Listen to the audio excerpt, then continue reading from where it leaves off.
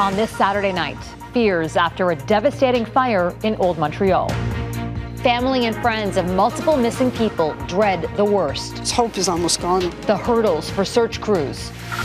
Surprise trip where the Russian president visited as he faces an arrest warrant.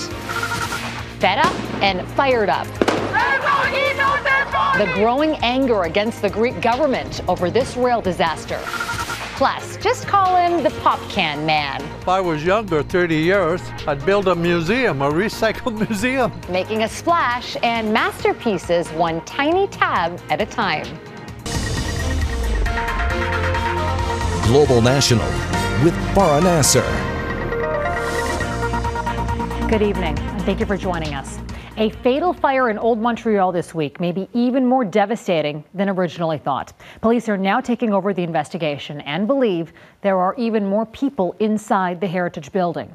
No one knows for sure because it's still too dangerous to go inside. Investigators say 6 people are unaccounted for, and as Mike Armstrong reports, there could be even more. It was a gut-wrenching scene. Friends and family of some of the missing gathered in front of the building where their loved ones were likely lost. One of them a photographer, Camille Maheu, who lived on the 2nd floor. Her friends haven't heard anything from her since the fire. Hope is almost gone by now, but you can't conceive of a thing like that, so you just wait to confirm. Flames swept through the building Thursday morning. The fire started just before 6 a.m. It was originally built in 1890 for a mining company, but had been converted to 15 apartments and an architecture office. 9 people were taken to hospital, 2 are still being treated at a burn unit, but originally the fire department said 1 person was missing. Les informations validées dans les dernières heures. Investigators now say they've been speaking to families and friends and believe at least 6 people are missing. Some of the apartments are Airbnb rentals. Police are trying to determine which were occupied and how many people would have been inside. One of them appears to be 18-year-old Charlie Lacroix. Her father shared the news on Facebook that she's missing. The family was told she called 911 during the fire twice because she couldn't escape.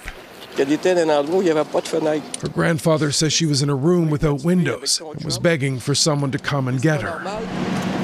The investigation is being turned over to the Montreal Police Arson Squad because of the loss of life. Right now, there's nothing to say it was criminally set. In fact, investigators haven't even been in the building yet. Le site n'est pas vraiment accessible pour nous. The head of the arson squad says it's too dangerous to send anyone inside. The roof of the building collapsed, as did parts of the floors. Police are working with the fire department to evaluate the structure and put together a plan on how to go in safely. Mike Armstrong, Global News, Montreal. Despite the ongoing conflict between Russia and Ukraine, the 2 countries have agreed on one thing: extending a deal allowing Ukraine to export grain to developing countries through the Black Sea. The pact will last at least 60 days. Ukraine hopes even longer.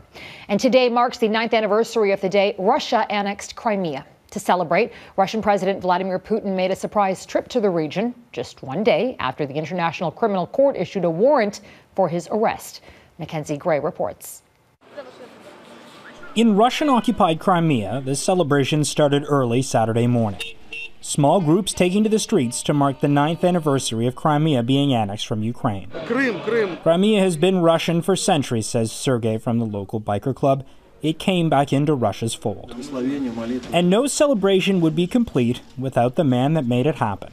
Russian President Vladimir Putin making a surprise visit, touring a new art museum to mark the anniversary. But while Putin admired the sculptures, there might have been other things on his mind. Late Friday, the International Criminal Court issued an arrest warrant for him, alleging the Russian president oversaw the forced deportation of Ukrainian children.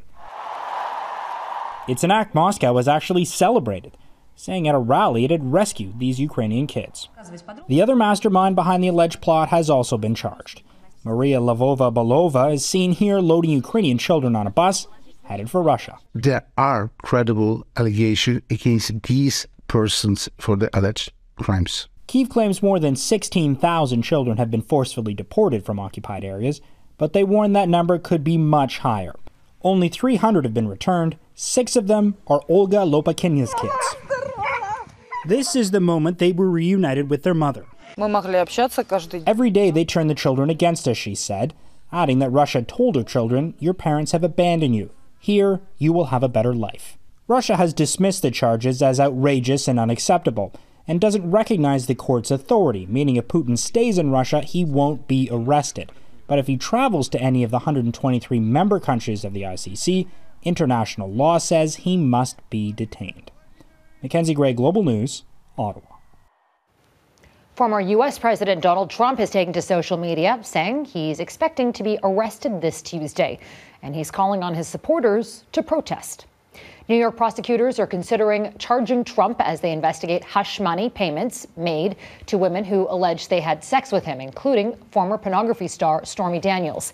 A Trump spokesperson later clarified prosecutors have not told him he'll be indicted, but that he based his claims on media reports and what he described as illegal leaks.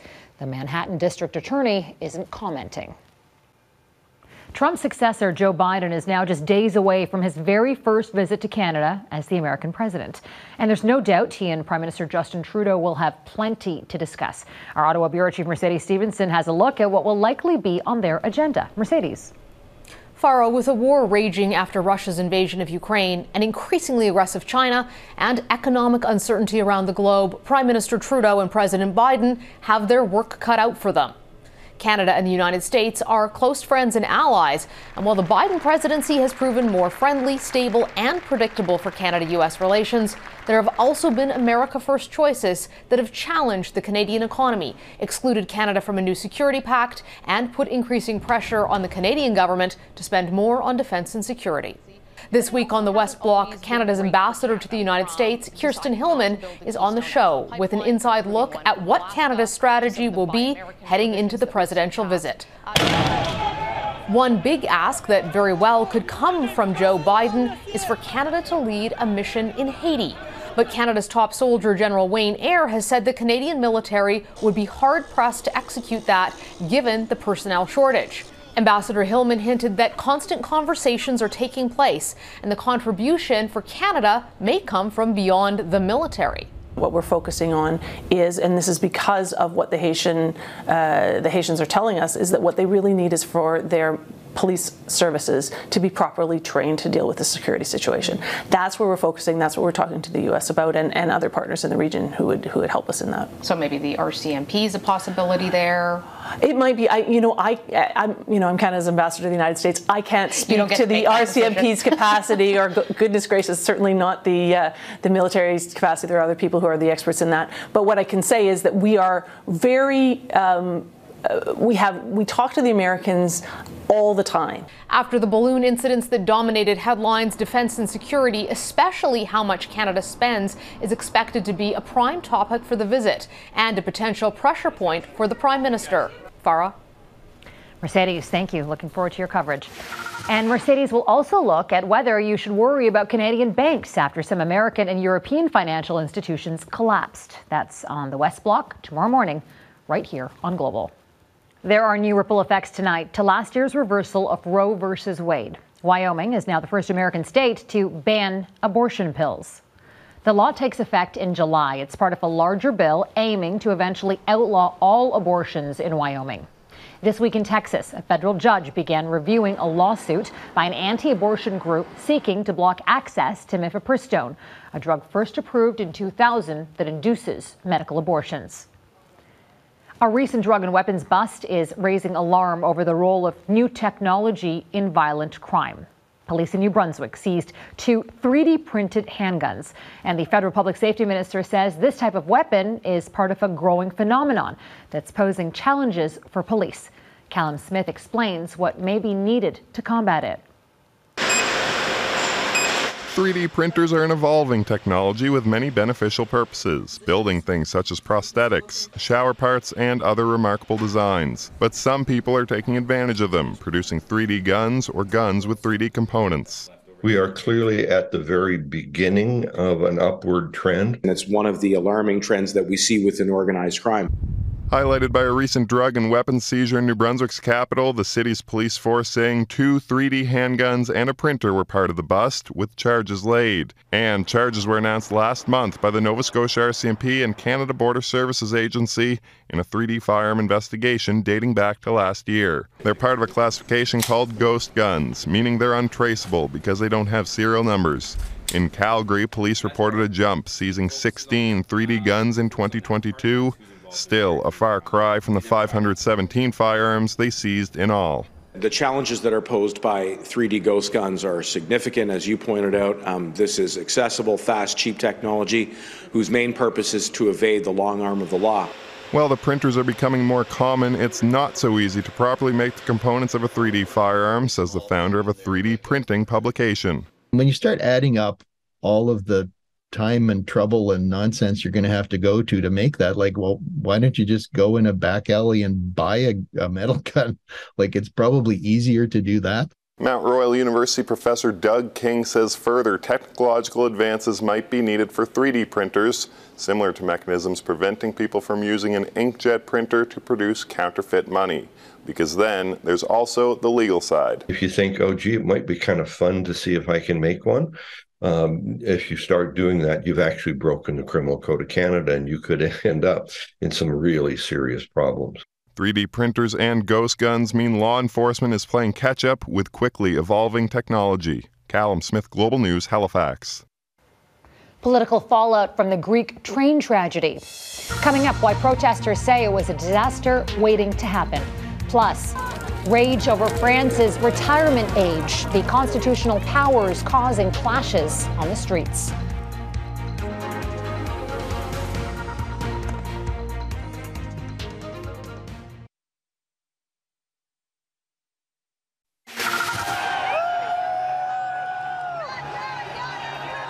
A chaotic scene outside the Islamabad courthouse where former Pakistani Prime Minister Imran Khans showed up for his corruption case today.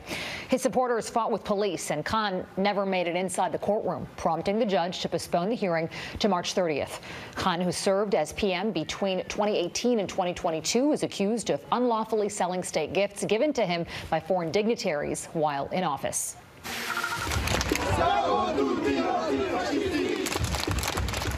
In France, fury is festering over the country's deeply unpopular pension reforms.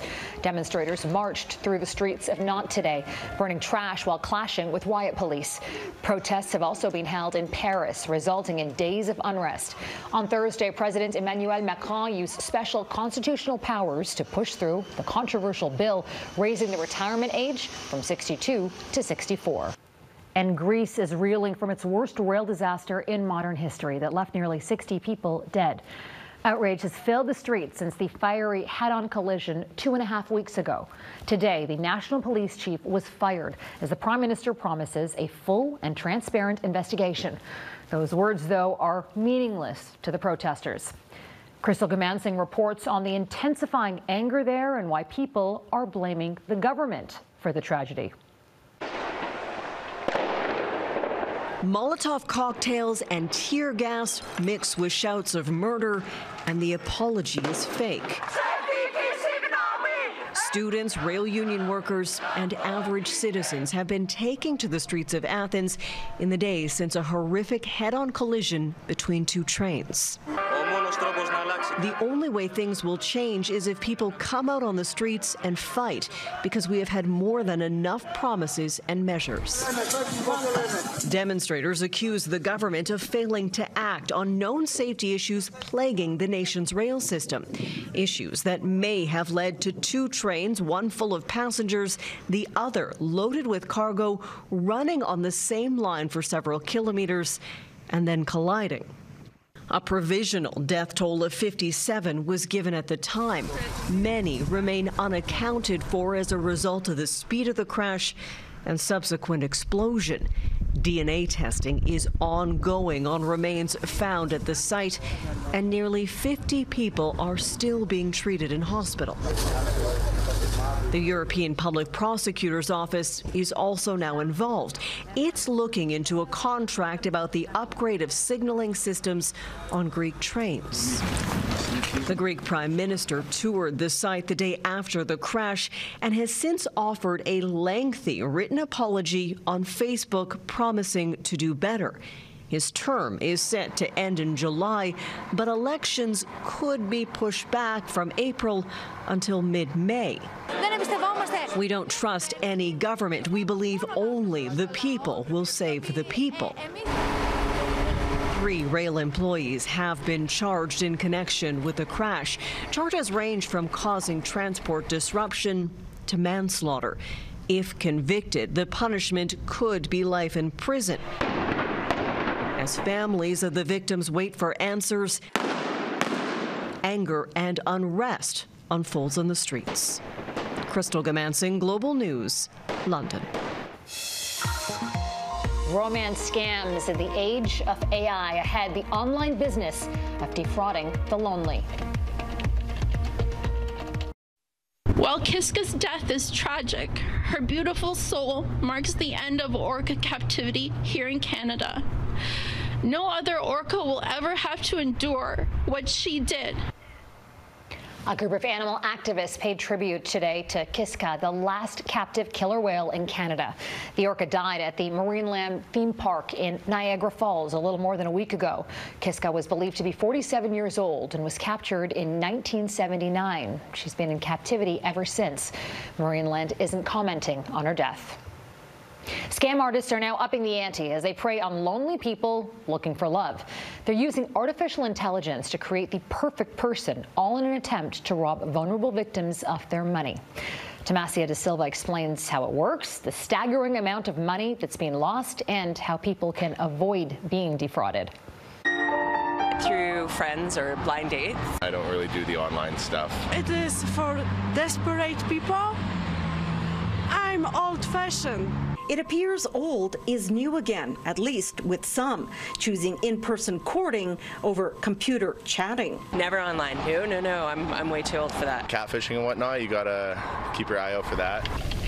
Still, despite the risks, online dating remains popular and very easy, especially with evolving technology like artificial intelligence, a romance scammer's dream. So you start here. Matchmaker Crystal Walter first tells the program what she's looking for in a date. You pick what type of male you want, ethnicity, eye color, hair color. The AI program then does the rest. Hey, Crystal, it's Chris. Bringing the perfect partner to life. Sort of. And these are all computer generated, so none of these are real people. Walter says they're real enough to fool many, and the numbers prove it. Romance scams were the second most costly scams in Canada last year, with more than 1,400 cases reported to the Canadian Anti-Fraud Centre. More than 1,000 actual victims for a loss of $59 million. How did it get so far? Walter says as a professional matchmaker, she vets everyone, Googles them, checks their ID, and speaks with them, something she advises everyone online dating do. Meet them off the app like as fast as you can. He's already gotten 33 likes. As for our perfect partner, Chris, he's in high demand, but he's not fooling everyone. I have husband. Love you, Michael. Tomasia De Silva, Global News. What can you create with millions of pop can pull tabs? Next, one man's labor of love.